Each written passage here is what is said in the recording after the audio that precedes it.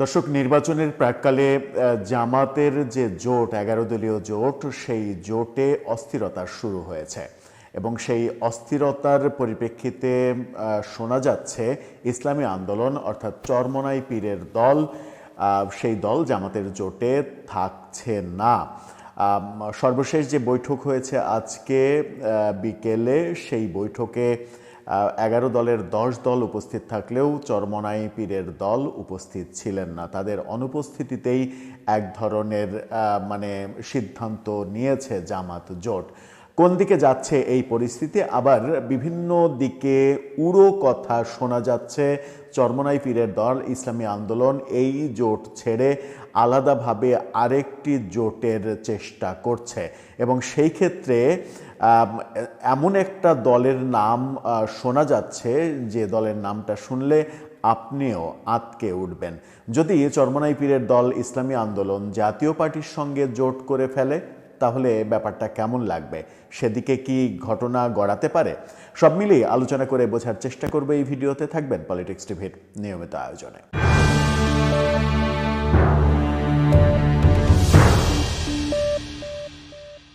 দর্শক, বলছিলাম জামাত ইসলামী আন্দোলন এনসিপি যে জোট, সেই জোটে ভাঙন এখন প্রায় নিশ্চিত হয়েছে।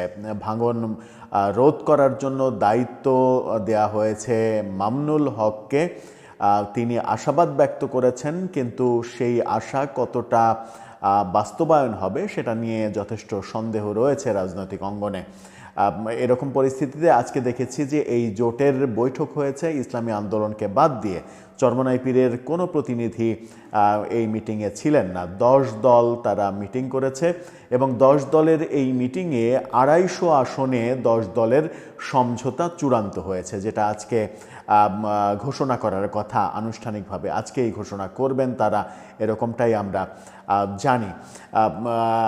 এই 250 আসনে যে সমঝোতা হলো 10 দলের, বাকি 50 আসন চরমোনাই পীর অর্থাৎ ইসলামী আন্দোলনের জন্য রাখা হয়েছে। যদি শেষ পর্যন্ত ইসলামী আন্দোলন এই জোটে থাকেন, তাহলে তাদেরকে 50 আসন ছাড়বে জামাত, এটা নিশ্চিত হয়েছে।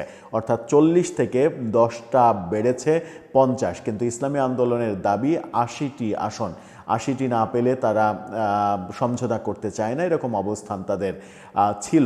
জামাত সব শেষে 10টি বাড়িয়ে 50টাতে রাজি হয়েছে এবং 50টা ফাঁকা রেখে 10 দলের সমঝোতা চূড়ান্ত হয়েছে, এমনটা জানানো হয়েছে।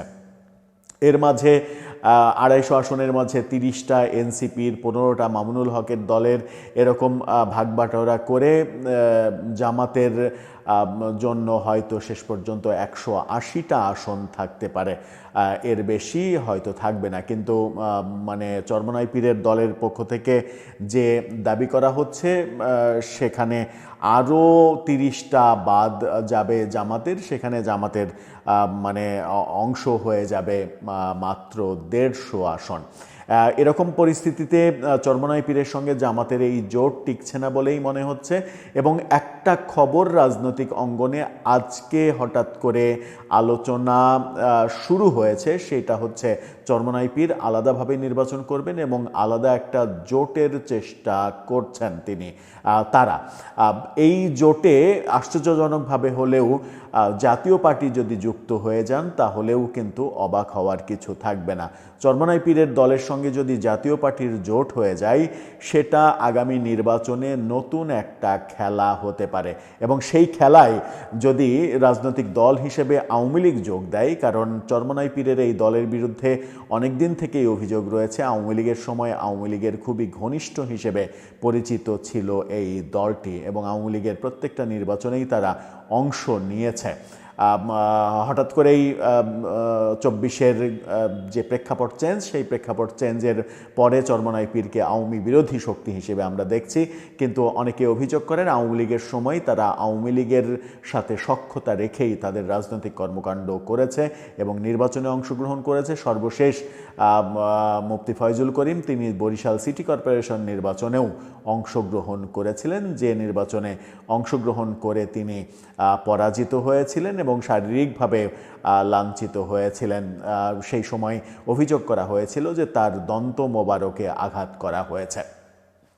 এরকম ব্যাপারগুলো যখন আমরা শুনছি তখন যদি চরমোনাই পীরের এই দলের সঙ্গে জাতীয় পার্টির জোট আমরা দেখি, এই ঘটনা যদি ঘটে যায়, মানে অনাকাঙ্ক্ষিত এই ঘটনা কিংবা অপ্রত্যাশিত একটা ঘটনা, যে কেউ শুনলে আঁতকে ওঠার মতো ঘটনা, এরকম যদি ঘটনা ঘটে যায় তাহলে কি রাজনীতির গতি প্রকৃতি পরিবর্তন হয়ে যাচ্ছে পুরোপুরি? এবং জাতীয় পার্টি চরমোনাই পীরকে নিয়ে আলাদা জোট করতে পারলে চরমোনাই পীরের সঙ্গে জাতীয় পার্টির ঐতিহাসিকভাবেই সম্পর্ক ভালো ছিল। এরশাদ আমলেও মানে চরমোনাই পীরের সঙ্গে এরশাদের ভালো সম্পর্ক আমরা দেখেছি। সেই ঐতিহাসিক কারণে তারা যদি এক জায়গায় হয়ে যায় এবং পেছনে আওয়ামী লীগের যদি একটা ব্যাকআপ পেয়ে যায়, তাহলে তারা এতটাই ভালো রেজাল্ট করতে পারে আগামী নির্বাচনে, যেখানে তারা সরকার গঠন করতে না পারলেও বিরোধী দলের আসনটা নিশ্চিত করে ফেলতে পারে। এরকম একটা বড় ধরনের রাজনৈতিক পট পরিবর্তনের সম্ভাবনা নিয়ে গুঞ্জন চলছে। এর সত্যতা সম্পর্কে বিন্দুমাত্র আমার কোনো মানে নেই, মানে কি বলে যে গ্রহণযোগ্য কোনো তথ্য উপাত্ত নেই, কিন্তু এই গুঞ্জনটা শুরু হয়েছে, যে গুঞ্জনটা খুবই গুরুত্বপূর্ণ বাংলাদেশের রাজনীতিতে। দর্শক, আপনার কি মনে হয়, এরকম গুঞ্জন কি সত্য হওয়ার সম্ভাবনা রয়েছে, কিংবা আপনি কি মনে করেন যে যত যাই হোক আজকে হয়তো সিদ্ধান্ত হচ্ছে না, আবার দেখা যাচ্ছে যে এই ভিডিও দেখতে দেখতে আবার সিদ্ধান্ত হয়ে গেছে যে চরমোনাই পীর জামাত এক হয়ে গেছে, আবার 20 তারিখ আসতে আসতে আবার ভাঙন হতে পারে। রাজনীতিতে অনেক কিছুই হতে পারে। সেই অনেক কিছু হওয়ার মধ্যে এটাও কি হতে পারে যে জাতীয় পার্টির সঙ্গে চরমোনাই পীরের দলের জোট? আপনার মতামত জানিয়ে লিখতে পারেন আমাদের কমেন্ট বক্সে।